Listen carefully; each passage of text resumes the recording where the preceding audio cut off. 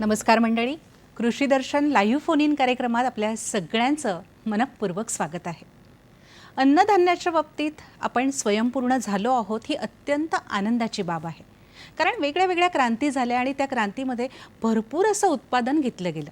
पण ते उत्पादन दर्जेदार होतं का, सकस होतं का, किंवा आत्ता आपण जे अन्नधान्य खातो आहोत ते सकस आहे का, प्रश्न आहे ना.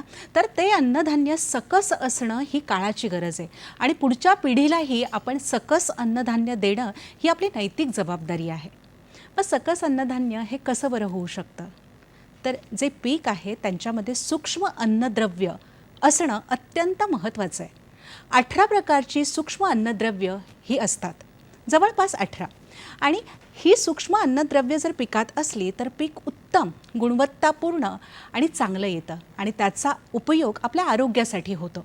नेमकं हे सूक्ष्म अन्नद्रव्य जर कमी पडलं तर त्याचा विपरीत परिणाम पिकावर होतो आणि पिकासोबतच आपल्या आरोग्यावर होतो, प्राणीमात्रांच्या आरोग्यावर होतो.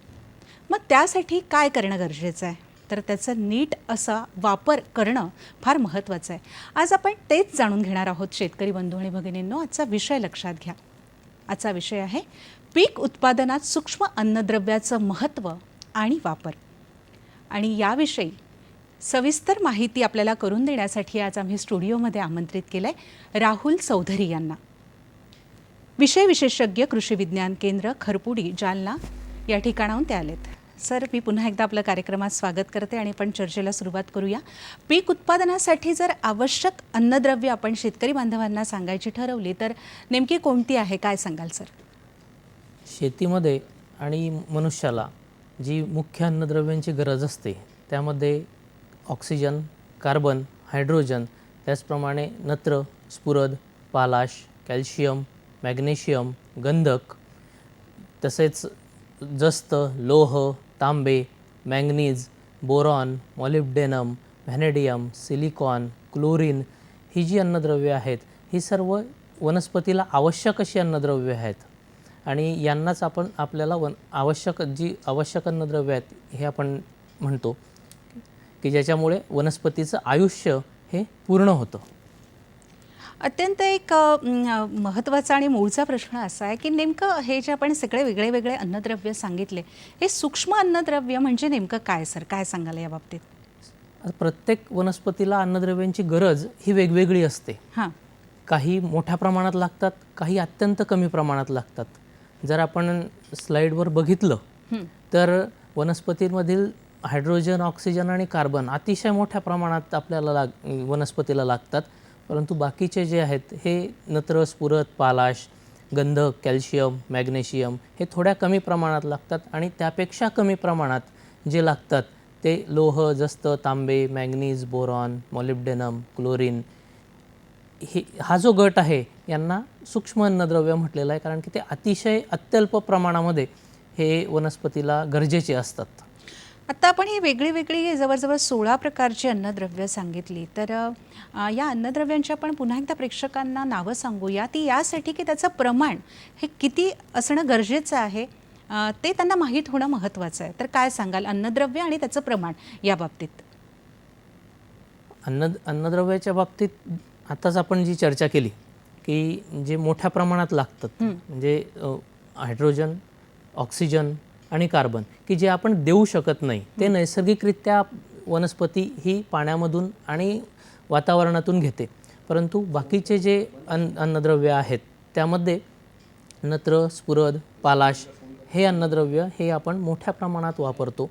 त्यासोबत गंधक, कॅल्शियम, मॅग्नेशियम हे सुद्धा वापरतो. परंतु बरेचसे शेतकरी हे सूक्ष्म अन्नद्रव्य हे वापरत नाही किंवा त्याबद्दल बऱ्याचशांना माहिती नाही असे सुद्धा होतं. आणि ते अत्यल्प प्रमाणात त्याची गरज ही वनस्पतीला पडत असते, परंतु त्याच्यामुळे उत्पादन वाढ ही मोठ्या प्रमाणात होते.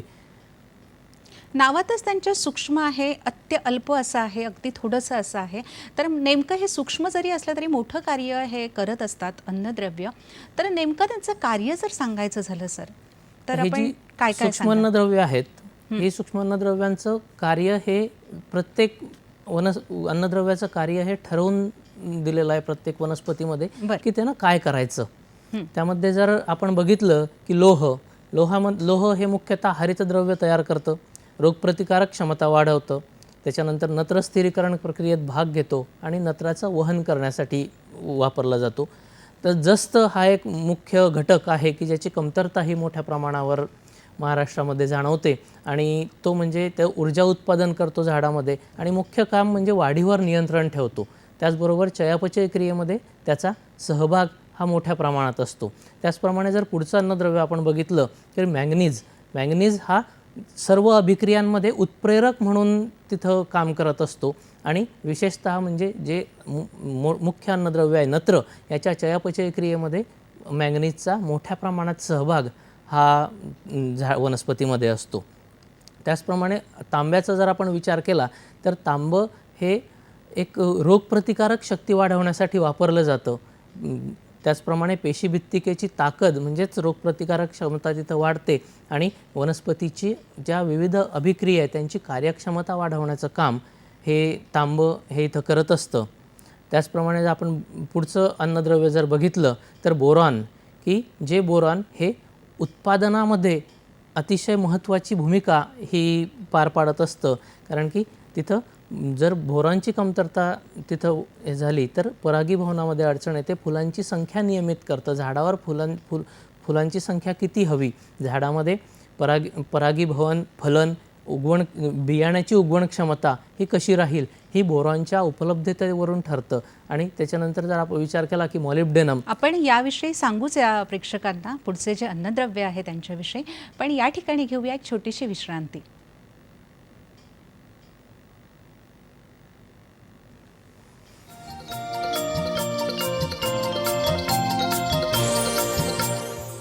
विश्रांतीनंतर आपल्या सगळ्यांचं पुन्हा एकदा कार्यक्रमात स्वागत आहे. पीक उत्पादनात सूक्ष्म अन्नद्रव्यांचं महत्त्व आणि वापर या विषयावर आज आपण माहिती करून घेतो आहोत. राहुल चौधरी सर आज आपल्यासोबत आहे. सर, आपण ब्रेकपूर्वी चर्चा करत होतो सूक्ष्म अन्नद्रव्यांच्या कार्याविषयी, काय सांगाल?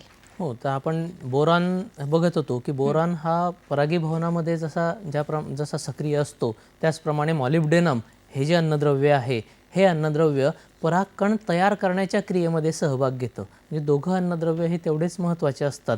आणि त्याचप्रमाणे जे नत्राचं जे स्थिरीकरण हे वनस्पतीमध्ये होतं त्या नत्राच्या स्थिरीकरणामध्ये सुद्धा मॉलिब्डेनम हा अतिशय मोठ्या प्रमाणात हा तिथं भाग घेत असतो. त्यानंतर जर आपण विचार केला तर कोबाल्ट हे अन्नद्रव्य हे येतं आणि हे सुद्धा कोबाल्ट हे अन्नद्रव्य विशेष करून जे चारावर्गीय पिकं आहेत किंवा दुग्ध व्यवसायासाठी लागणारा जो काही चारा आहे की ज्याला दुग्ध व्यवसायामध्ये कोबाल्टला एक महत्त्वाचं स्थान आहे आणि की ज्याच्यामुळे B12 हे जीवनसत्व हे तयार होतं आणि त्याचा घटक हा कोबाल्ट असतो आणि त्याचं जर प्रमाण कमी झालं तर हे जीवनसत्वाची कमतरता ही वनस्पतीमध्ये जाणवते. द्राक्षामध्ये घडाचं वजन वाढवण्यासाठी सुद्धा कोबाल्टचा वापर हा केला जातो. त्याचप्रमाणे जर आपण पुढे बघितलं की क्लोरीन हा एक महत्त्वाचा अन्नघटक हा इथे असतो की जो प्रकाश संश्लेषण क्रियेमध्ये ऑक्सिजन उपलब्ध करून देतो आणि ज्या वनस्पतीमध्ये पेशीमध्ये जो परासरण दाब आहे हा परासरण दाब योग्य रीतीने ठेवण्यासाठी मदत करतो. तसेच व्हॅनेडियम हा जो अन्नद्रव्य आहे हे अन्नद्रव्य मॉलिब्डेनम ज्या ठिकाणी कमी पडतं काही वनस्पतींमध्ये त्या ठिकाणी त्याची जागा ही घेत असतं आणि त्याचप्रमाणे जी अभिक्रिया आहेत ऑक्सिडेशन आणि रिडक्शन या अभिक्रियांमध्ये वनस्पतीमध्ये भाग घेतं. आपण सिलिकॉनचा जर विचार केला तर सिलिकॉन हे सुद्धा एक महत्त्वाचं अन्नद्रव्य आता जो विचार चालू आहे त्याच्यामध्ये एक महत्त्वाचं अन्नद्रव्य आहे आणि ते रोगप्रतिकारक शक्ती ही वनस्पतीची वाढवण्यामध्ये मदत करतं आणि विशेषतः ऊसासारखं जे पीक आहे याच्यामध्ये सिलिकॉनचा एक मुख्य भाग हा येत असतो. आणि त्याचप्रमाणे सोडियम हे अत्यंत सूक्ष्म किंवा स्ट्रेस एलिमेंट आपल्याला म्हणता येईल की सगळ्या वनस्पतीमध्ये गरज पडत नाही पण काही वनस्पतींमध्ये सोडियमची आवश्यकता ही तिथं भासत असते. म्हणजे कोबी, टोमॅटो, बटाटा या पिकांमध्ये त्याच्या शरीरक्रियांमध्ये ते भाग घेत असतं आणि झाडामध्ये आम्ल आणि क्षारता यांचं संतुलन हे करत असतं आणि अशा पद्धतीनं ही सर्व मूलद्रव्य ही विविध कामं ही एकत्रित रीतीने पार पाडून वनस्पतीचं आयुष्य हे पूर्ण करण्यास मदत करत असतात. आपण म्हणालात की वनस्पतीला अत्यल्प प्रमाणात हे जे काही आहे अन्नद्रव्य लागतं, तर मग ते आपण खताच्या माध्यमातून देण्याची काय गरज आहे? जमिनी ज्या वेगवेगळ्या प्रकारच्या जमिनी आहेत, त्या वेगवेगळ्या प्रकारच्या जमिनींमध्ये जी उपलब्धता असते, ही उपलब्धता सर्वच ठिकाणी सारखी ही नसते आणि ही सारखी नसल्यामुळे ती भरपाई करून घेण्यासाठी आणि अन्नद्रव्याची जी उपलब्धता आहे ती योग्य रीतीने करण्यासाठी आपल्याला हे खतं ही काही प्रमाणामध्ये ही द्यावी लागतात. कारण मग त्याच्यामुळे जे होतं की जर आपण दिले नाहीत तर त्याच्या कमतरता ह्या दिसून येतात आणि बरेचसे अडचणी ह्या त्याच्यामधून आपल्याला निर्माण व्हायला सुरुवात होते. आता सूक्ष्म अन्नद्रव्य हे मुळात कमी का पडतात? त्यामागे नक्कीच काही कारणं असतील, काही आपल्या चुका असतील की ज्या चुका केल्यामुळे सूक्ष्म अन्नद्रव्यांचं प्रमाण हे कमी होतं. तर नेमकी जर कारणं सांगायची झाली सर याबाबतीत तर काय काय सांगाल? ह्याविषयीची जी कमतरतेची कारणं आहेत ही अनेक कारणं आहेत, पण जी मुख्य कारणं आहेत ती जर आपण बघितली तर त्याच्यामध्ये एक जे महत्त्वाचं कारण आहे की सेंद्रिय पदार्थांचा जो वापर आहे हा अतिशय कमी होत चाललेला आहे. की जे बरेचसे शेतकरी हे सेंद्रिय पदार्थ हे 2 वर्षातून एकदा आपण टाकलं जातं किंवा 3 वर्षातून एकदा त्याचा वापर होतो की जो दरवर्षी व्हायला पाहिजे. त्याचप्रमाणे रासायनिक खतांचा जो असंतुलित वापर होतोय तो सुद्धा याला कारणीभूत आहे. तसेच सूक्ष्म अन्नद्रव्ये जी आहेत ही त्याचा वापर न करणे किंवा कमी करणे किंवा माती परीक्षणाच्या अभावामुळे सुद्धा किंवा माहिती नसताना किंवा आपल्या जमिनीमध्ये कोणतं अन्नद्रव्य आहे आणि कोणत्याचं कमतरता आहे ह्याची माहिती नसल्यामुळे सुद्धा याची कमतरता ही मोठ्या प्रमाणात येत असते.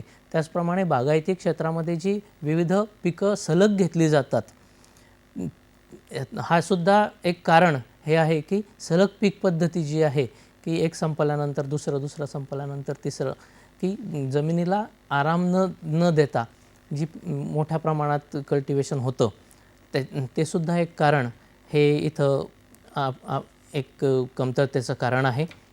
आणि अशा पद्धतीनं ही विविध कारणं ही कमतरतेची ही येत असतात. आणि त्याची कमतरता झाली तर काय किंवा अतिरिक्त जास्त झालं तर काय होऊ शकतं? काय सांगाल यावर? कोणतंही अन्नद्रव्य हे अतिरिक्त जर झालं तर त्याचे वाईट परिणाम हे आपल्या वनस्पतीवर दिसतात. बरं. आणि म्हणूनच त्याची काळजी ही आपल्याला सुरुवातीलाच माती परीक्षणाच्या माध्यमातून घ्यायची आहे की म्हणून माती परीक्षण करायचं की आपल्या जमिनीत जर असेल तर टाकायची गरज नाही आणि जर कमतरता असेल तरच आपल्याला टाकायचं आहे.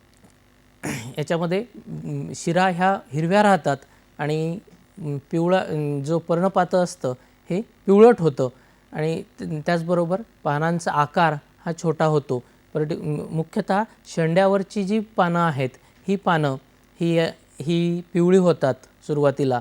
याच्यामध्ये जर आपण विचार केला तर अन्नद्रव्यांमध्ये स्थिर आणि अस्थिर मूलद्रव्य हा असा एक भाग असतो की स्थिर मूलद्रव्यांमध्ये लोह, जस्त, मॅंगनीज, तांबे आणि बोरॉन, तर अस्थिर मूलद्रव्यांमध्ये मॉलिब्डेनम हे अन्नद्रव्य येतं की जे त्याच्यामुळे स्थिर अन्नद्रव्याची कमतरता ही शेंड्यावर दिसते आणि तर अस्थिर मूलद्रव्याची कमतरता ही जुन्या पानांवर ही आपल्याला दिसून येते.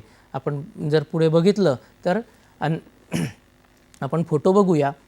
हां, म्हणजे आता हे झाले जमिनीतले सूक्ष्म अन्नद्रव्याची प्रत्येक कमतरता. अन्नद्रव्याचं आपण हो नक्कीच. आता आपण वनस्पतीमध्ये जी कमतरता जाणवते ती समजून घेऊया. आपण स्लाइड दाखवूया प्रेक्षकांना. काय सांगाल?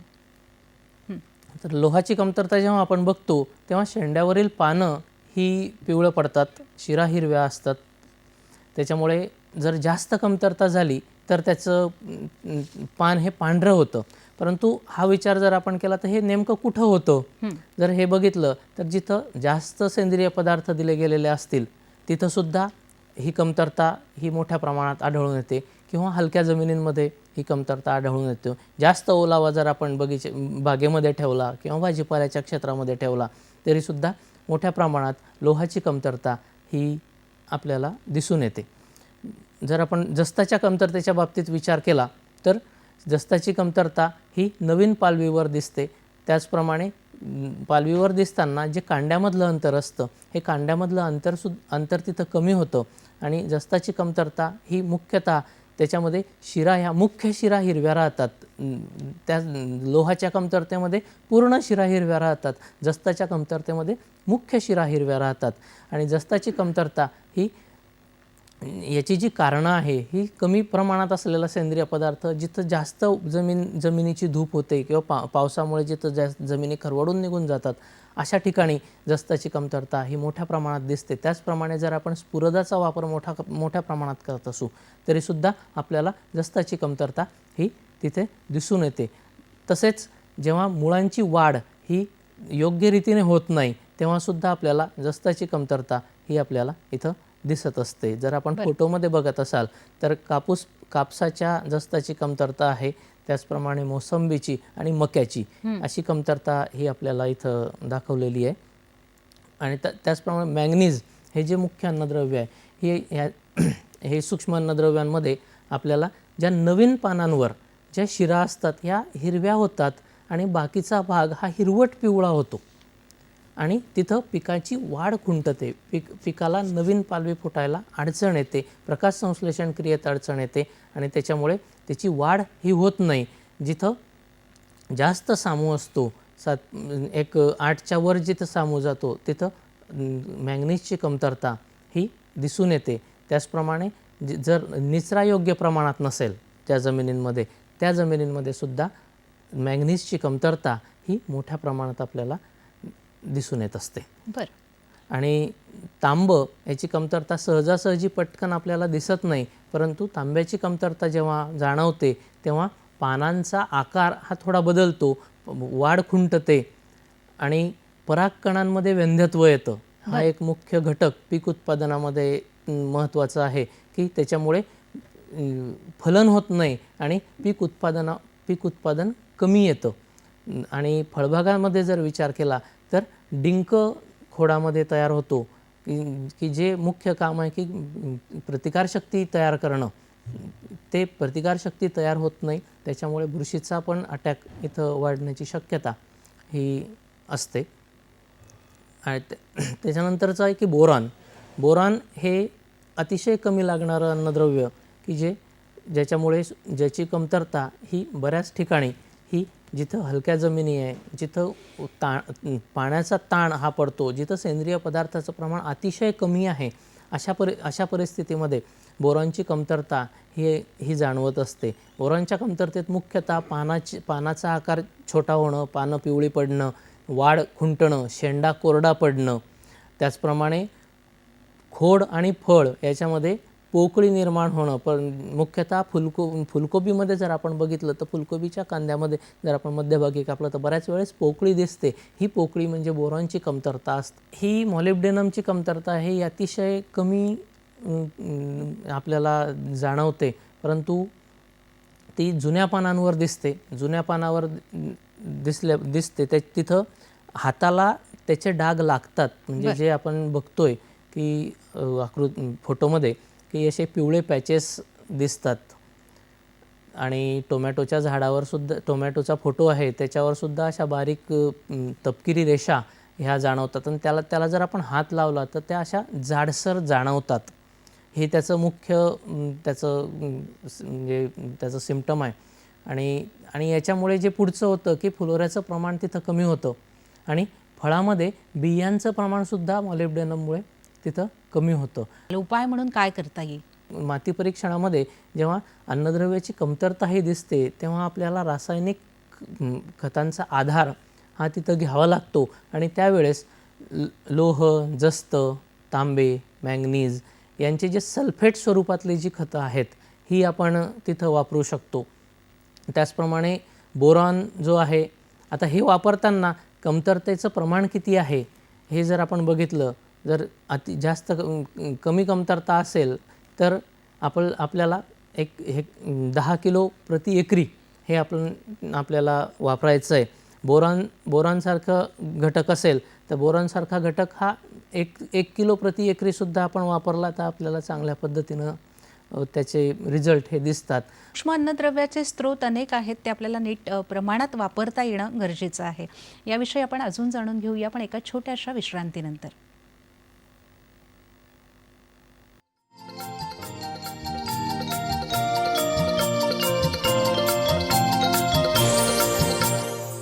पीक उत्पादनात सूक्ष्म अन्नद्रव्यांचं महत्त्व आणि वापर याविषयी आज आपण सविस्तर जाणून घेतो आहोत. आज आपल्यासोबत आहेत या ठिकाणी राहुल चौधरी सर. सर, एक महत्त्वाचा प्रश्न आहे की हे जे आपण अन्नद्रव्य आहे जमिनीतनं ज्याप्रमाणे वापरतो तसं फवारणी करून आपण ते देऊ शकतो का, काय सांगाल? हो, आपण ते फवारणीतून सुद्धा वापरू शकतो. आता ज्या पद्धतीनं आपण माती परीक्षणामधून आपण अन्नद्रव्य आपण वापरू की माती परीक्षणाच्या माध्यमातून आपल्याला कशा पद्धतीनं अन्नद्रव्य द्यायचे आहेत, त्याचप्रमाणे आपल्याला जर आपण पर्णपरीक्षण केलं, पानाचं जर आपण परीक्षण केलं, तर पानाच्या परीक्षणामध्ये जर कमतरता असेल तर आपल्याला ते फवारणीमधून हे आपल्याला देता येतं. आणि हे फवारणीमधून देताना आपल्याला जी कृषी विद्यापीठांनी मान्य केलेली महाराष्ट्र शासनाची जी सूक्ष्म अन्नद्रव्यांची ग्रेड सेकंड ही जी आहे, ही मिक्स सूक्ष्म अन्नद्रव्य आहेत. हिची सूक्ष्म अन्नद्रव्याची आपल्याला आपण जर त्याची फवारणी घेतली तर आपल्याला ही कमतरता भरून काढण्यासाठी ही तिथं मदत होते. आणि त्याचप्रमाणे आपण जी चिलेटेड सूक्ष्म अन्नद्रव्य आहेत की ज्याची कार्यक्षमता ही 90% आपण ती करू शकतो किंवा त्याचा वापर हा आपण घेऊ शकतो, अशी ही खतं ही सुद्धा आपण फवारणीमधून जर आपण त्याचा वापर केला तर आपल्याला अधिक उत्पादन मिळू शकतं. आणि दुसरं एक सांगायचं असं की जेव्हा आपण जमिनीतून अन्नद्रव्य देतो, ही जमिनीतून अन्नद्रव्य देताना आपल्याला 2 वर्षातून एकदाच ही अन्नद्रव्य द्यायची आहे. आणि दुसऱ्या वर्षी जर आपल्याला वापरायचं असेल तर आपण त्याला फवारणीमधून आपण ती देऊ शकतो. त्याचा परिणाम हा आपल्याला योग्य रीतीनं इथं साधता येतो. सर, एक अत्यंत महत्त्वाचा प्रश्न असा आहे की रासायनिक खतं जी वापरली जातात तर ती वापरताना नेमकी काय काळजी घेणं गरजेचं आहे, काय सांगाल? रासायनिक खतं जर आपण आता बाजारामध्ये बघितली तर आपल्याला 3 प्रकारची रासायनिक खतं मुख्यतः ही आपल्याला उपलब्ध आहेत. एक सल्फेट स्वरूपात, दुसरं फॉस्फेट स्वरूपात आणि तिसरं नायट्रेट स्वरूपात.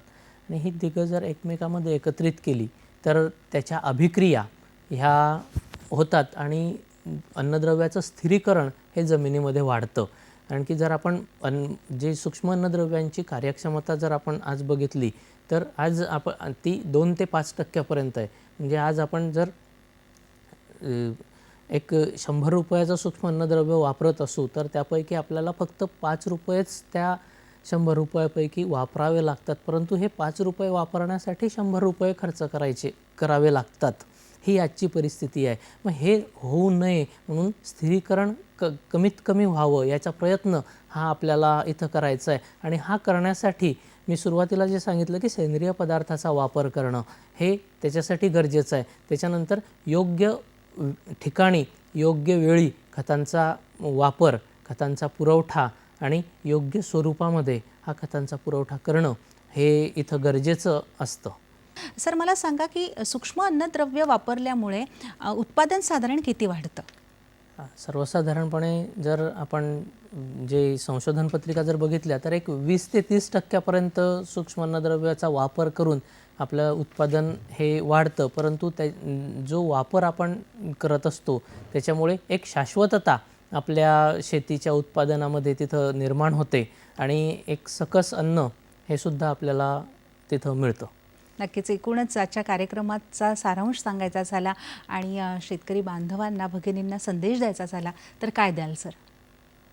आजची जी परिस्थिती आहे, आज आपण सुरुवातीला जे सांगितलं की आपण अन्नधान्याने परिपूर्ण आज झालेलो आहोत. आणि अशा परिस्थितीमध्ये आज जो एक पुढचा टप्पा आपल्याला गाठायचा आहे की सकस अन्न. आणि हे सकस अन्न मिळवण्यासाठीच आपल्याला जो प्रयत्न करायचा आहे आणि त्याच्यासाठी सूक्ष्म अन्नद्रव्याचा वापर. मग हा सूक्ष्म अन्नद्रव्याचा वापर रासायनिक खतातून करायचा, त्याचप्रमाणे सेंद्रिय पदार्थामधून करायचा आणि तो उपलब्ध करून आपलं अन्नधान्य, त्याचप्रमाणे फळांची गुणवत्ता जी वाढवून जी चांगल्या पद्धतीची बाजारपेठ आहे ही आपल्याला मिळाली पाहिजे, याचा प्रयत्न आपण सर्वांगीण पद्धतीनं करूया. आणि अशा पद्धतीनं जर आपण तो केला तर आपण नक्कीच त्याच्यामध्ये यशस्वी राहू.